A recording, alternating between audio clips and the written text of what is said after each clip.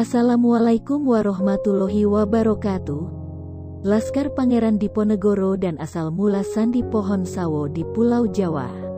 Falsafah Pohon Sawo, sebagaimana dijelaskan Kiai Munim dalam bukunya, Fragmen Sejarah NU Menyambung Akar Budaya Nusantara, adalah pesan dari Pangeran Diponegoro kepada Kiai Badruddin, dan kepada Kiai lainnya seperti Kiai Basah Mintaraga, Kiai Kasan Besari, dan Kiai Maderan agar segera menanam pohon sawo.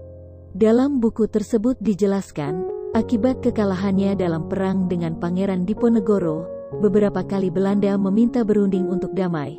Tapi oleh Diponegoro ditolaknya. Menurutnya, menerima perundingan berarti menerima kehadiran Belanda sebagai penjajah. Pihak Belanda melakukan segala cara untuk bertemu dan berunding dengan Diponegoro, termasuk meminta bantuan kepada para raja dan kiai. Akhirnya, persis di hari Idul Fitri, Pangeran Diponegoro mau menerima tawaran Belanda tapi bukan untuk berunding tapi bersilaturahim karena momen Lebaran. Selain itu, syarat yang diajukan Pangeran Diponegoro, pihak Belanda tidak boleh membawa senjata. Pihak Belanda pun menyetujuinya. Akan tetapi di hari pertemuan Belanda mengingkari janjinya. Bahkan Belanda sendiri membawa senjata lengkap bersama para pasukannya. Atas kejadian itu, akhirnya Pangeran Diponegoro ditangkap. Karena Pangeran Diponegoro seorang yang waskito, maka dihadapinya dengan tenang dan tidak melakukan perlawanan.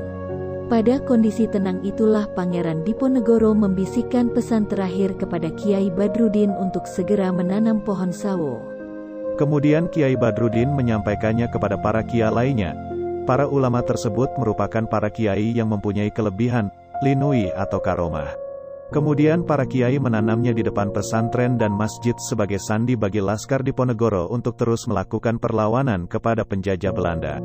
Masih dalam buku tersebut, Kiai Munim menjelaskan bahwa sawo berasal dari bahasa Arab, sawu sufu fakum, luruskan atau rapatkan barisan. Hal ini sesuai dengan pepatah, sawu sufu fakum faina taswiyata syafu fi min tamamil harokah. Rapatkan barisan karena merapatkan barisan prasyarat bagi suksesnya perjuangan. Perintah ini menyebar ke berbagai pelosok dan pesantren, sehingga dalam waktu singkat pohon sawo telah ditanam di pesantren dan masjid mulai dari Banten, Magelang hingga Banyuwangi. Bahkan di Bali dan Lampung terdapat pusat perlawanan yang sama. Pohon sawo yang ditanam itu ada dua macam, yaitu sawo kecil dan kemerahan, dan sawo Manila, buahnya besar dan warna. Dengan adanya sandi, maka para pejuang lebih mudah untuk melakukan perlawanan karena bisa berlindung di setiap pesantren yang terdapat pohon sawo.